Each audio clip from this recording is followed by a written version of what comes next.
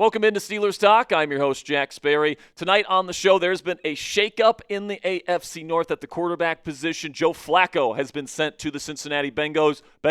I will be breaking down that move and how it affects the Steelers' Week 7 matchup on Thursday Night Football versus the Pussycats. Then we'll get into our second segment today talking about Odell Beckham Jr. He once again went on a podcast and expressed his interest in joining the Pittsburgh Steelers. Talk about that possibility. Then we'll finish up today's show with Mike Tomlin, the head coach, taking the podium today for Tomlin Tuesday. I've got some takeaways here with some kind of nuggets from that press conference that I think every Steelers fan should know heading into Week 6. Now, if you guys want to show some hype for this channel, guys, and for this video, we would greatly appreciate it if you would hit the hype button. It's a brand new feature here on YouTube. We would love for this video to kind of go off here. So if you guys love the black and gold, you appreciate what we do for you guys here on Steelers Talk, smash that hype button. And if you're looking for that button, you guys can just scroll right of the comments, and there's going to be a little button on there that says hype. You just press that button. That's all you got to do. I'd greatly appreciate it if you would hype up today's video here on Steelers Talk.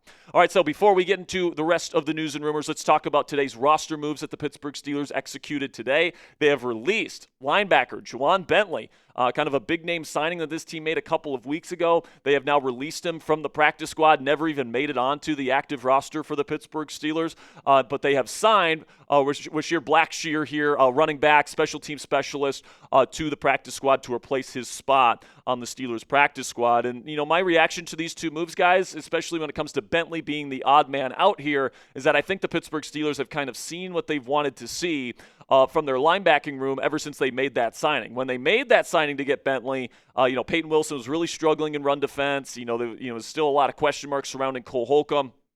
And there's still a lot of questions as to whether or not they would need Bentley's services as kind of a thumping linebacker.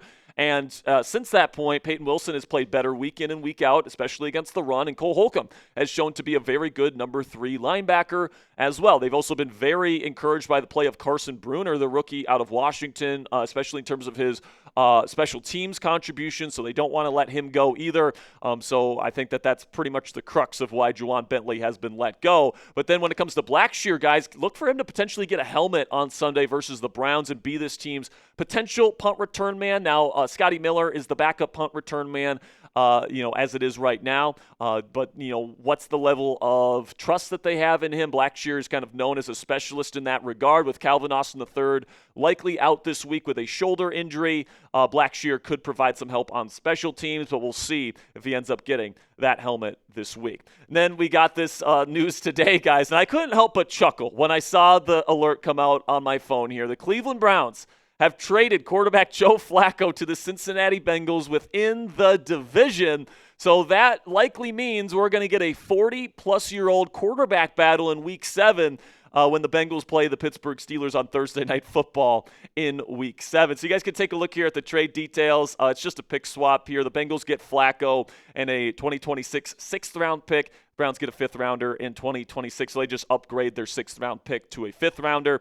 I think it's a good enough deal for the Browns. They're not starting Flacco. They have Shadur Sanders as a backup quarterback option in case Dylan Gabriel goes down with injury. And let's face it, Joe Flacco, once he lost that starting job, it really wasn't an opportunity for him to get another one. So this is another opportunity for Flacco to start for a couple of months here before Joe Burrow eventually comes back late in the season to try and save the Bengals season. The Bengals are currently 2-3. They've lost 3 straight. Jake Browning wasn't getting the job done. But honestly, guys, I don't think this is going to work out for Cincy. I think they probably would have been better off paying a higher price tag for either Russell Wilson or especially Kirk Cousins. But, Joe Flacco can't move anymore, and he's going to be playing behind a terrible offensive line, maybe the worst offensive line in the league. It's definitely one of them.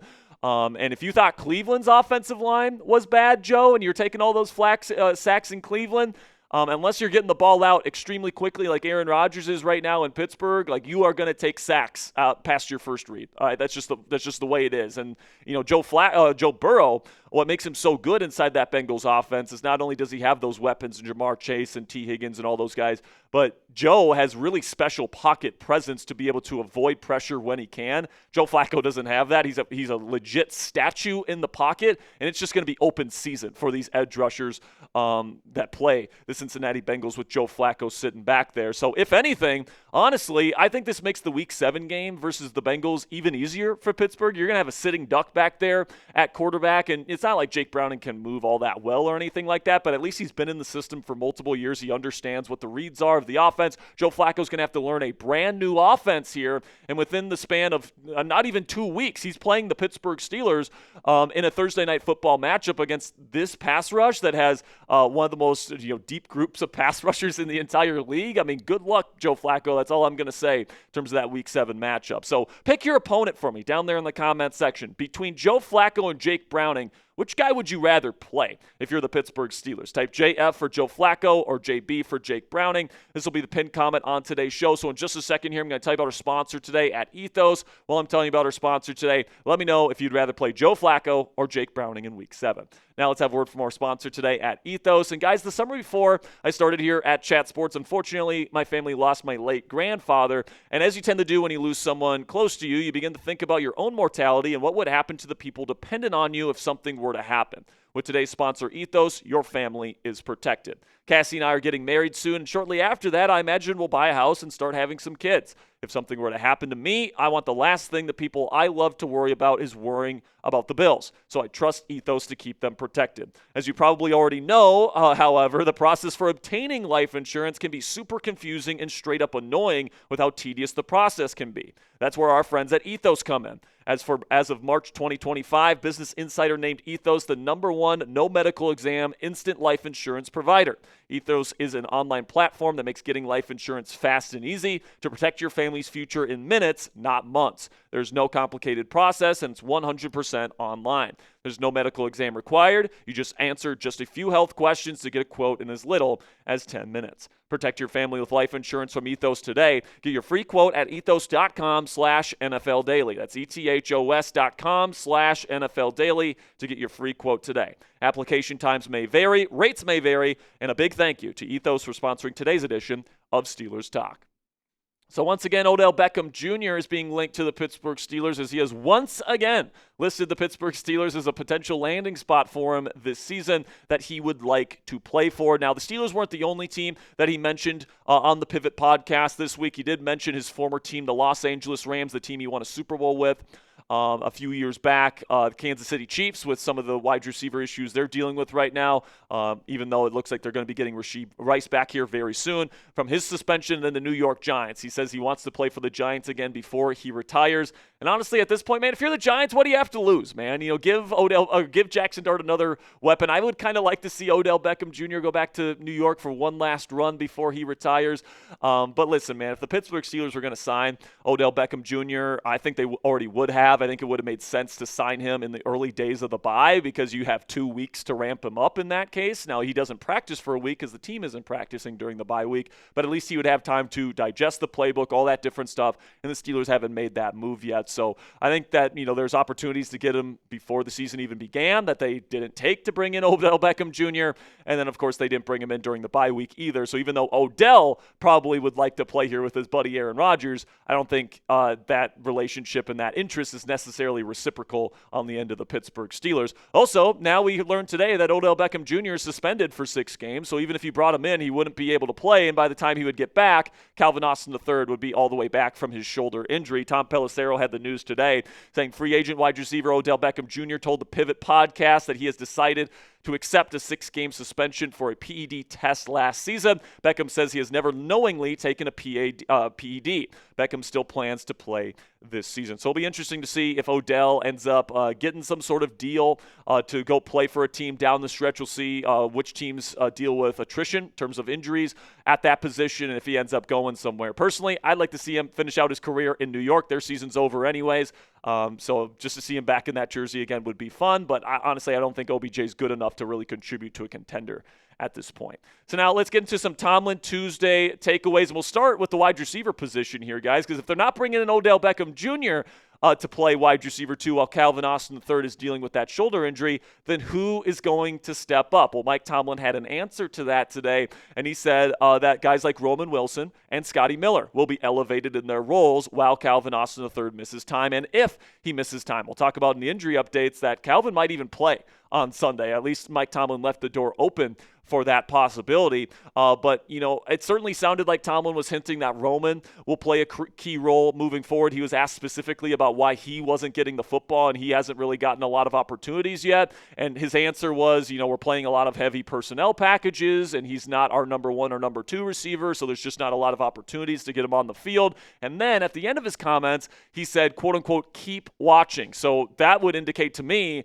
that they have a pretty big role for him in the offense this week. That is if Calvin Austin III is not able to go. And speaking of Calvin Austin III, some injury updates to talk about here from the press conference from Mike Tomlin today, and all of them were positive, all right? But Mike sounded really, really encouraged by the statuses of a lot of these guys. In fact, he sounded pretty much dead set that Alex Highsmith, Joey Porter Jr., and Jaylen Warren would all be available this week. We saw Alex and Joey practice yesterday in their bonus practice before the official week of practice began today. And Jaylen Warren was out there as well, and Mike was saying that all three of these guys look great. They're going to be ready to go, all that great stuff. And, of course, Joey said in his media availability yesterday that he will be playing on Sunday. So to get these 3 guys back, they're starters. They're very important pieces to this team.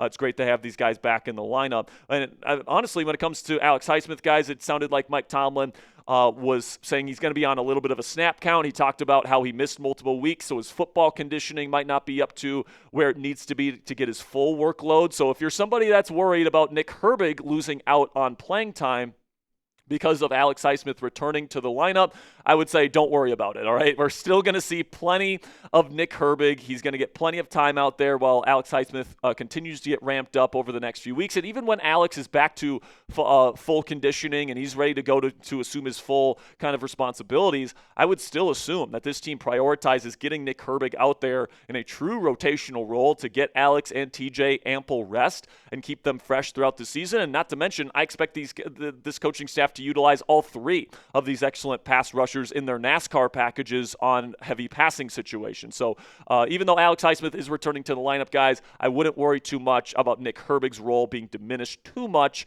as a result of that. And then when it comes to Calvin Austin III and Jalen Ramsey, Mike sounded a lot more positive than I thought he was going to this week. I thought he was going to go out there and say, Calvin and Jalen, probably doubtful this week or just straight up out. But he went out there and said that I'm very pleased with the way that I think the way he phrased it was aggressively pursued these injuries.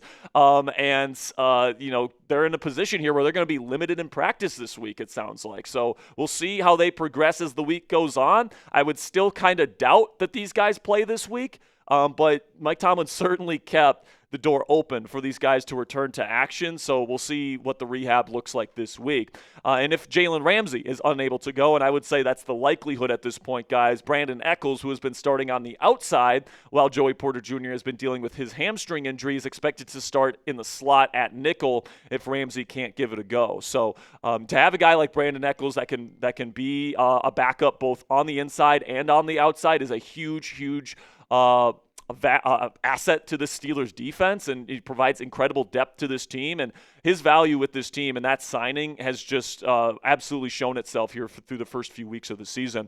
Then we get to what Mike Tomlin had to say a little bit about some of the advantages that you get from having an early bye week. You guys will remember last year the Philadelphia Eagles had a bye in week 5. They ended up winning the Super Bowl after making some adjustments after that early bye week. In fact, they didn't lose a football game after that bye that Jalen Hurts started and finished the rest of the way. Now, I'm not saying that's going to be the Pittsburgh Steelers, but the early bye certainly gives the Steelers opportunities to make some adjustments, identify some trends around the league, and kind of take a step back and make some adjustments if they need to. This is what Mike Tomlin had to say about the advantages of having an early bye. The bye week is also an opportunity for us to sit back and take a look at some of the things we've done schematically, the adaptations we've made to circumstance, whether it's matchup related or player availability related, to look at the overall trajectory of our units. Also to look around at some of the things that are trending in the game, how people are producing or preventing big plays, whether it's run or pass, the turnover game, gadget plays, possession down play, fourth down appetites. We looked at a lot of things going on globally, and I think oftentimes you do that, but I think that that's one of the advantages of maybe having an early bye, just to get a sample size of how the ball is being rolled out globally in 2025 at the early stages of it, and we did some of that. So I completely agree with Coach Tomlin on this. And listen, man, there's pros and cons to whenever you have the bye, right? If you have a later bye, that means you get a little bit of a rest in preparation for a potential playoff push. And then, early on in the season, I think the advantage for having an early bye, as Coach T laid out, is you can kind of get a lay of the land in the National Football League and just football globally, as Mike Tomlin puts it, where they can kind of identify trends and kind of adjust to those trends mid-season here before it gets too late. So a 3-1 start obviously is a good start for the Pittsburgh Steelers, but now that they've had a chance to take a step back, look at the kind of the way that the ball is being rolled out, as Mike Tomlin likes to say, when it comes to the schemes, both offensively and defensively in the National Football League, and kind of make some adjustments off of that, I think that's only going to mean good things for the Pittsburgh Steelers as we head to Week 6. Then another thing that Tomlin confirmed today is that this team will be staying heavy with their quote-unquote jumbo personnel packages with Spencer Anderson and Darnell Washington out there, especially when they're playing teams with 4 down fronts like the Cleveland Browns and Cincinnati Bengals over the next 2 weeks. This is what Mike Tomlin had to say about why this team will continue on their current path. Says you can't play 4-3 teams, talking about the defensive scheme there, 4 down linemen, 3 linebacker teams with 150-pound tight ends. You can't. There's weight classes in combat sports for a reason. So when the edge people are 300 pounds, you better have somebody out there that looks like that animal. That was our intentions versus Minnesota, and certainly when we head into divisional play over the next couple weeks, and we're playing 2 4-3 teams, chances are you're going to see more of the heavier offensive personnel. It's unfair at times to ask guys like Pat Freiermuth and Connor Hayward to block 4-3 ends. That's not realistic if you want to have a real good run game. And I couldn't agree more with Mike Tomlin, which is exactly why I've been preaching on this channel that this team needs to stick with this formation and with these kind of heavier personnel packages, because it's working, all right, especially against these kind of 4-3, really in the modern NFL, it's a 4-2 defense because people kind of live in nickel nowadays. But teams like the Vikings, like the Browns, like the Bengals that are going to sit in 4-3, and they're going to sit with 4 down linemen. Having guys like Pat Freiermuth and Jonnu Smith out there that are kind of lighter, they're not going to be able to handle a guy like Myles Garrett in the run game, right? And I think that's part of the reason why the Steelers had trouble running the football in the early weeks of the season, is because they would put out Jonnu Smith and Pat Freiermuth, and they would ask them to take on those tougher assignments, and they just couldn't hold up. So, I think that moving forward, if you really want to establish this kind of identity on offense where, defenses are forced to play heavier with an extra guy in the box, load up those boxes to open up opportunities down the field for Rodgers and the play-action passing game, I think you just got to stick with what works. And I wish that this team would have identified this before they ended up trading for another 250-pound tight end, because really now it doesn't really make sense to play Jonnu and Pat on the same down very often. I mean, maybe on some passing downs, but then you're playing 2 tight ends on a heavy passing down, and that's not ideal either. So for me, guys, I think that this is absolutely the right way to go. I think Mike is completely right about his diagnosis. Going up against these 4-3 teams, you got to play heavier against these guys, and I'm just glad that he's identified that and he's moving forward with it moving forward. Then we finish up here with the final Tomlin Tuesday takeaway that I have here, which is that it's a familiar-looking adversary here for the Pittsburgh Steelers defense in the Cleveland Browns this week. I thought it was a very interesting comment that he made today, where he kind of identified that the Cleveland Browns play a lot of 12 personnel, which they do. They like to play David Njoku and then a rookie tight end, Harold Fannin Jr., out of Bowling Green.